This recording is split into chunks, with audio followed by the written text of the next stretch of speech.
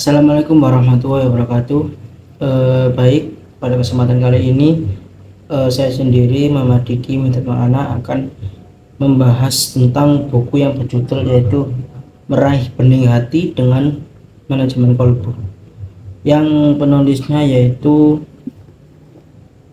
Kiai Haji Abdullah Jimnastiar. Jika dilihat dari Google Buku akan seperti ini.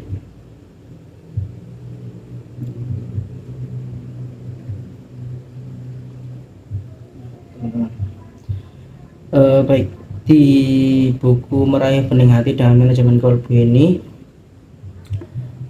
saya sendiri akan membahas lebih dalam, membahas lebih tentang mengenal Allah atau ma'rifatullah sebagai landasan hidup. Baik, jadi kita akan sama-sama mereview buku ini, itu Meraih Bening Hati dengan Manajemen Kolbu.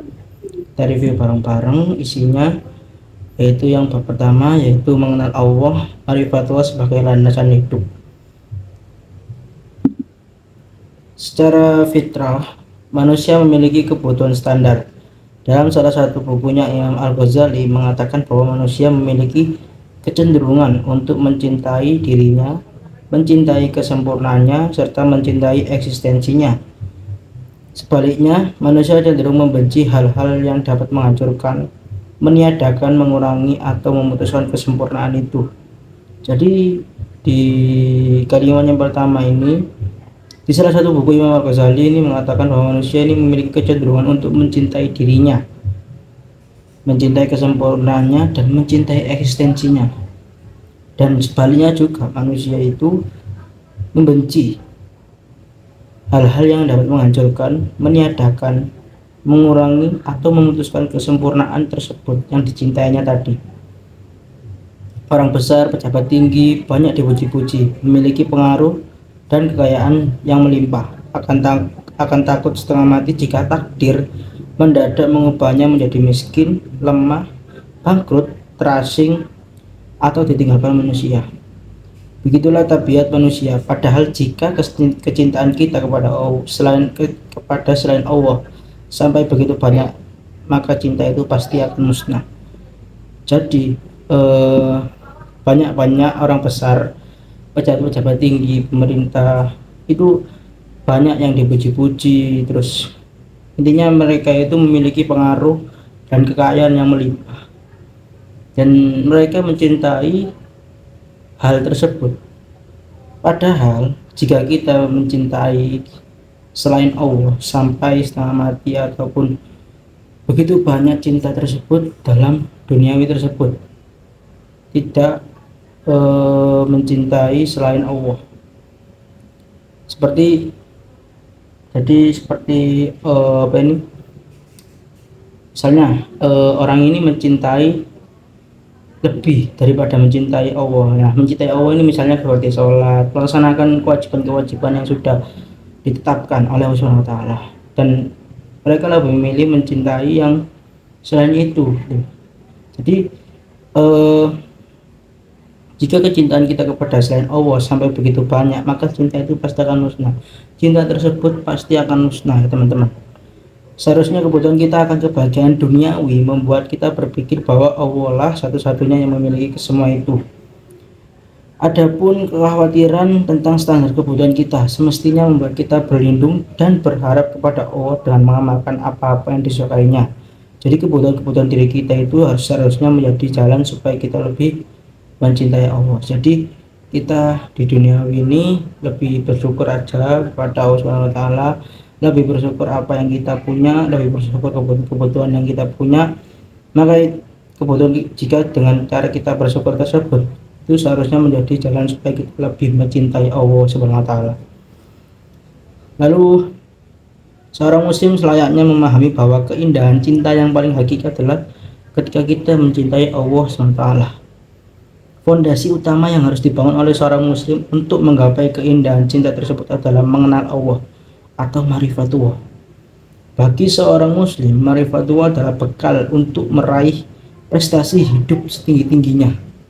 Sebaliknya, tanpa ma'rifatullah tak mungkin seorang muslim memiliki keyakinan dan keteguhan hidup. Jadi di sini kita itu lebih meyakinkan diri kita sendiri bahwa kita sebagai seorang muslim itu yaitu harus memiliki sifat ma'rifatullah atau bekal untuk meraih prestasi hidup setinggi-tingginya. Begitupun juga sebaliknya, jika kita tanpa memiliki sifat ma'rifatullah, tak mungkin seorang muslim seperti kita ini memiliki keyakinan dan keteguhan hidup. Jadi sebagai landasan hidup kita, teman-teman. Ma'rifatullah sendiri adalah pengarah yang akan meluruskan orientasi hidup seorang muslim. Dari sinilah dia menyadari bahwa hidupnya bukan untuk siapapun kecuali hanya untuk Allah SWT. Jika seorang hidup dengan menegakkan prinsip-prinsip ma'rifatullah, insya Allah alam semesta ini akan Allah tundukkan untuk melayaninya. Dengan fasilitas itulah dia kemudian akan memperoleh kemudahan dalam setiap urusan yang dihadapinya.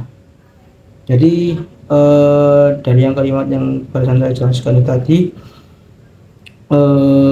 jika kita itu seperti ma'rifatullah, yaitu merupakan pengarah yang akan meluruskan orientasi hidup seorang muslim.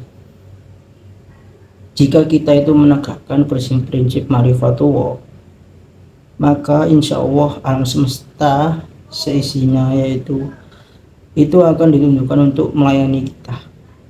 Dengan fasilitas itulah kita akan memperoleh kemudahan dalam setiap urusan yang dihadapi oleh kita sendiri.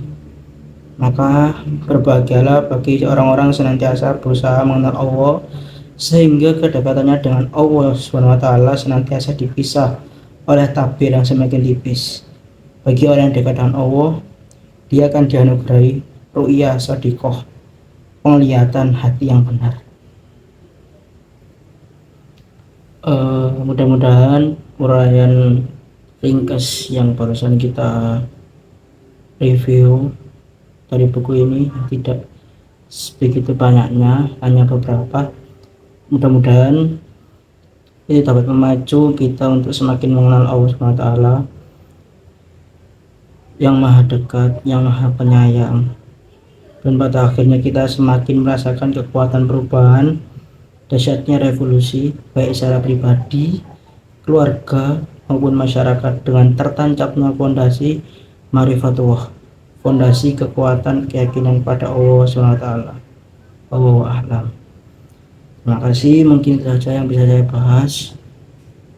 Maaf bila ada salah kata ataupun yang saya jelaskan, maaf bila ada salah. Wassalamualaikum warahmatullahi wabarakatuh.